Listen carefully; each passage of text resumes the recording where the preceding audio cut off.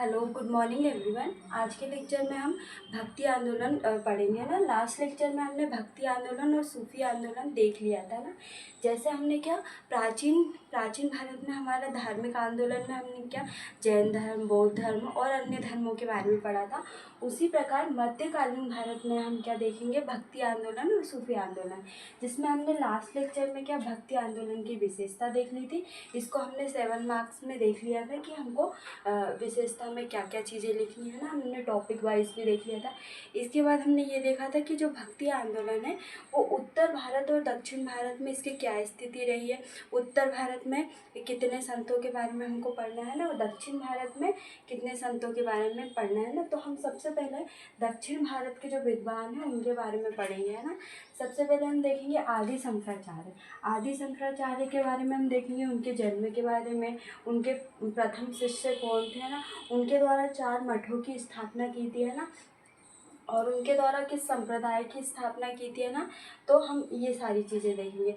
आदि शंकराचार्य जी का जन्म कहाँ पे हुआ था, केरल के कावली ग्राम में हुआ था। 788 ईस्वी में हुआ था है ना।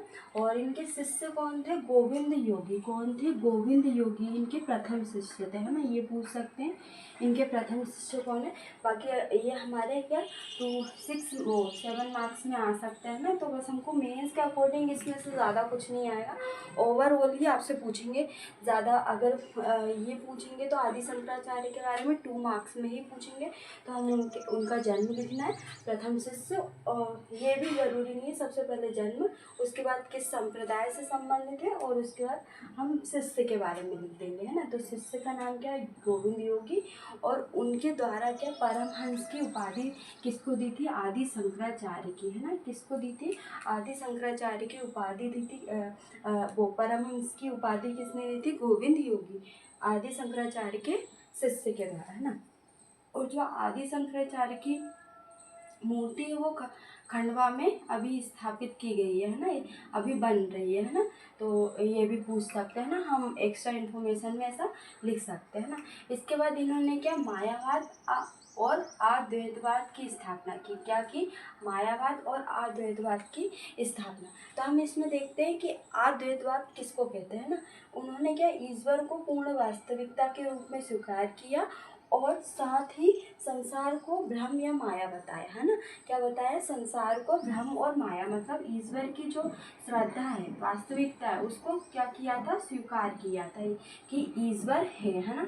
तो उन्होंने ईश्वर की स्वीकार्यता को स्वीकार किया था, और संसार को क्या भ्रम और माया बताया, और इसी को क्या बोलते हैं, अद्वैतवाद है ना।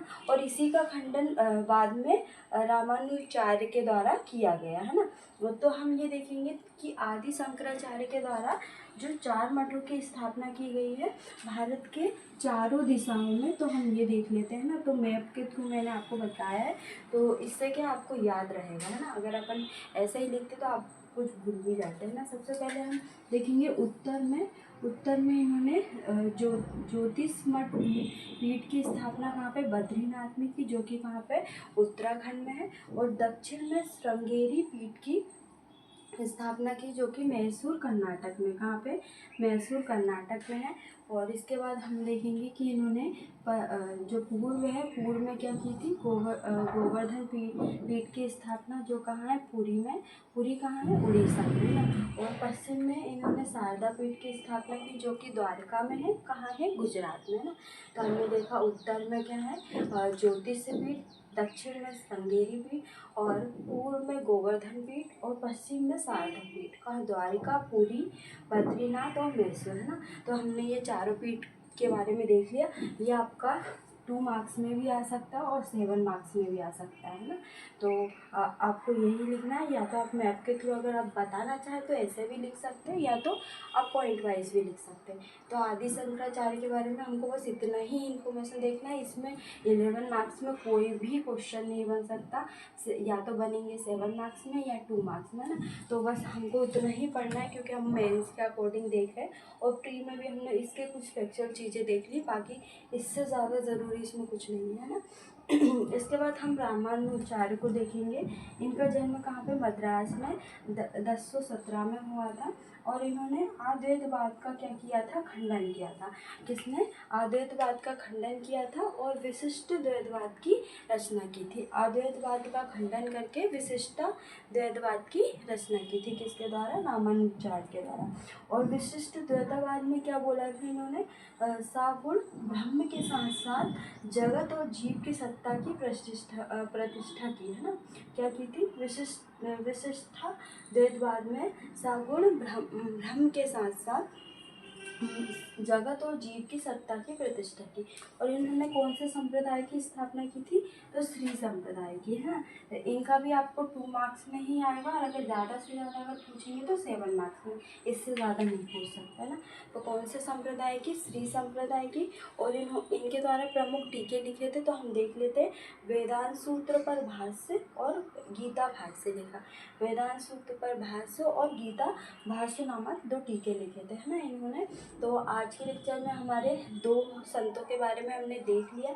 नेक्स्ट लेक्चर में इसके हम माधवाचार्य है, वल्लभाचार्य है ना, 1-2 और है, तो हमारे क्या दक्षिण भारत के कंप्लीट हो जाएंगे। नेक्स्ट लेक्चर में मैं आपको दक्षिण भारत के जो प्रमुख विद्वान है, संत हैं, वो कंप्लीट हो जाएंगे। इसके बाद हम उत्तर भारत के देखेंगे। तो हम देख लेते हैं एक बार हमने क्या क्या देखा है।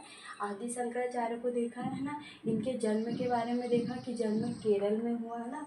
इनके प्रथम शिष्य के बारे में देखा कि प्रथम शिष्य कौन है, गोविंद योगी, है ना। इसके बाद हमने गोविंद योगी के द्वारा इनको परमहंस की उपाधि दी है ना, ये इम्पोर्टेंट है ना, ये हम फैक्ट में लिख सकते हैं। और आदि शंकराचार्य की मूर्ति कहाँ पे, खंडवा में। खंडवा कहाँ पे, एमपी में, है ना। और इन्होंने मायावाद अद्वैतवाद की स्थापना की। अद्वैतवाद किसको कहते हैं, ईश्वर को पूर्ण वास्तविकता के रूप में स्वीकार किया और साथ ही संसार को भ्रम और माया बताया, है ना। इसी को क्या बोलते हैं, अद्वैतवाद बोलते हैं। इनके द्वारा 4 मठों की स्थापना की, जो कि उत्तर, दक्षिण, पूर्व, पश्चिम में की गई, है ना। उत्तर में ज्योतिषपीठ बद्रीनाथ उत्तराखंड में, है ना। और उसके बाद दक्षिण में श्रृंगेरी पीठ, जो कि मैसूर कर्नाटक में है। इसके बाद पूर्व में गोवर्धन पीठ, जो कि पूरी उड़ीसा में है। और पश्चिम में शारदा पीठ, जो द्वारिका गुजरात में, है ना। इसके बाद हमने रामानुजाचार्य को देखा। मद्रास में 1017 में इनका जन्म हुआ। अद्वैतवाद का इन्होंने खंडन किया, शंकराचार्य के द्वारा स्थापित। और विशिष्टाद्वैतवाद की स्थापना की। विशिष्टाद्वैतवाद में क्या बताया इन्होंने, सगुण ब्रह्म के साथ साथ जगत और जीव की सत्ता को स्वीकार किया, है ना। इसके बाद जो इनके द्वारा जो संप्रदाय है, वो कौन से संप्रदाय की स्थापना की, श्री संप्रदाय की। और प्रमुख टीका कौन सा लिखा, वेदांत सूत्र और परभाष्य और गीता भाष्य, है ना। तो आज के लेक्चर में हमारे 2 विद्वान कंप्लीट हो गए हैं। नेक्स्ट लेक्चर में हम माधवाचार्य और वल्लभाचार्य और एक और हमारे दक्षिण भारत के हैं, उनको पढ़ के हमारा क्या दक्षिण भारत का कंप्लीट हो जाएगा। इसके बाद हम उत्तर भारत के पढ़ेंगे।